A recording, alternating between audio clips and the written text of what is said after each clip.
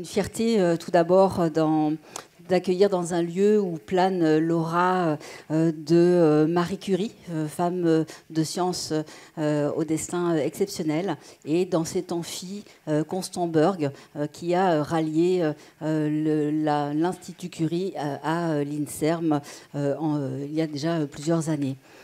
Joie de vous accueillir, ça fait longtemps qu'on ne s'est pas réunis. Joie de vous voir nombreux présents parmi nous, et puis aussi en visio à distance sur les connexions. Je vous souhaite le meilleur des débats, des échanges. Et on laisse la parole tout de suite au professeur Steven Le Gouil, qui est notre directeur de l'ensemble hospitalier Institut Curie, pour le mot d'introduction. Merci à vous de m'avoir proposé de venir faire l'introduction de ces journées. Je suis ravi d'être présent avec vous pour ce congrès intitulé « L'ETP intégré au parcours de soins à l'épreuve d'une pandémie ». Ce sujet constitue une thématique à la fois pionnière en cancérologie, mais également indispensable actuellement au bien-être du patient tout au long de leur parcours de soins. Éducation thérapeutique du patient, ETP, un acronyme qui, il faut quand même bien le dire, ne signifie pas forcément beaucoup de choses pour les patients quand ils arrivent dans nos institutions. Et pourtant, ils apprennent à voir que ça peut être vraiment une aide importante dans leur parcours de soins et dont ils sont en fait les premiers bénéficiaires. Derrière un énième acronyme se cache donc une pratique novatrice qui permet au patient d'être proactif dans son traitement et de devenir lui aussi un élément de son équipe soignante. Et comme vous le saviez mieux que quiconque, amener le patient à devenir acteur dans son parcours de soins, c'est déjà un pas vers la rémission et un pas vers la guérison. C'est cette volonté d'inclusion maximale du patient qui, je trouve, se transmet ou se voit à la lecture du programme que vous proposez pour ces journées et qui montre la diversité des ateliers, qui m'amène à penser que cette thématique est une thématique qui va être de plus en plus émergente à l'agenda des politiques de santé publique. En ces temps de crise sanitaire, la pandémie de Covid-19 a bouleversé les fonctionnements des structures hospitalières, nous le savons tous, et n'a pas manqué d'impacter aussi l'agenda des activités de l'éducation thérapeutique. Je retiens surtout en cette période l'adaptabilité des équipes qui ont su accommoder leurs activités d'éducation thérapeutique au format numérique, créant une sorte de IETP qui, je le crois, a vocation à se développer, à se perdurer, parce qu'elle aide à la démocratisation de l'accès aux soins. L'ETP devient ainsi plus accessible à tous les patients, où qu'ils vivent, et pas uniquement à ceux qui peuvent avoir la possibilité de se déplacer sur leur centre de soins. Cette dimension constitue, je le crois, un enjeu de taille, particulièrement pour l'Institut Curie, puisque nous traitons un grand nombre de patients qui n'habitent pas autour de l'Institut Curie.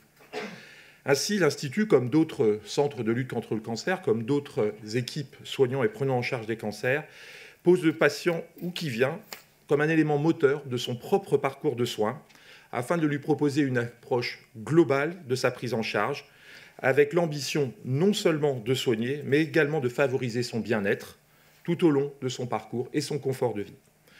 Vous me direz sûrement que ces objectifs sont partagés par d'autres institutions, et vous aurez raison. Alors en pratique, comment cela peut se décliner à l'Institut Curie ?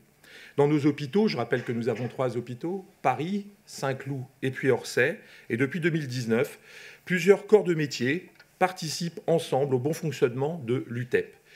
Cette unité, volontairement conçue pour impliquer l'ensemble des patients, des praticiens, des soignants, du personnel paramédical, peut se prévaloir, je crois, d'un fonctionnement tourné vers l'extérieur. Et de mon point de vue de directeur de l'EH, c'est ce qui en fait sa force, c'est sa transversalité et la manière dont l'unité d'éducation thérapeutique s'inscrit harmonieusement dans une vision très holistique de la prise en charge du patient atteint de cancer. Affirmer que la prise en charge du patient au sein de l'UTEP est une approche globale n'est pas une hyperbole d'un discours de directeur d'ensemble hospitalier, parce qu'on voit en fait que le patient a vraiment, au sein de l'UTEP, une proposition de prise en charge qui est sur mesure, co-construite avec lui, à travers 30 ateliers et d'entretiens, aussi variés que la nutrition, la communication ou encore la prise en charge de la douleur. Cette approche, qu'on pourrait dire bottom-up en bon français, est un pilier du parcours de l'éducation thérapeutique du patient. L'éducation thérapeutique des patients renouvelle donc la relation entre le soignant et le patient en permettant au patient de prendre part à une relation triangulaire, médecins, paramédicaux et le patient, de devenir un véritable partenaire de l'équipe de soins et de ses aidants. Alors si je m'inspirais d'Abraham Lincoln en tant que promoteur, alors cette fois non pas de la démocratie, mais de l'ETP, je dirais que l'ETP constitue l'éducation des patients, partiellement réalisée par les patients et pour les patients. Et on rejoint la thématique de la démocratie en santé, parce que là, il n'est évidemment pas question de voter, mais de rappeler que cette relation patient-partenaire est aussi un des exemples de l'intérêt de ces approches d'éducation thérapeutique partagée et avec le patient. Donc, l'ensemble des démarches et des travaux que vous allez faire aujourd'hui vont être extrêmement intéressants, déjà parce qu'elles vous permettent de vous retrouver, elles vous permettent de rediscuter, mais elles vous permettront aussi de réfléchir à l'évolution de votre discipline et au bouleversement qu'a amené la pandémie dans les pratiques. Et comme je l'ai dit tout à l'heure, je pense que de toute crise, il doit sortir quelque chose de positif.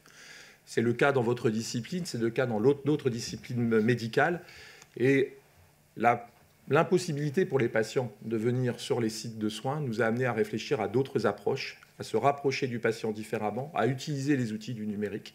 Et je pense que le titre de votre réunion ou de vos ateliers aujourd'hui est particulièrement adapté à la situation d'aujourd'hui, mais surtout à la situation de demain. Donc je voudrais vous remercier d'être venu jusqu'à l'Institut Curie pour travailler, pour réfléchir. Je voudrais remercier les organisatrices qui ont fait un travail important de compiler l'ensemble des thématiques que vous avez sur ce programme.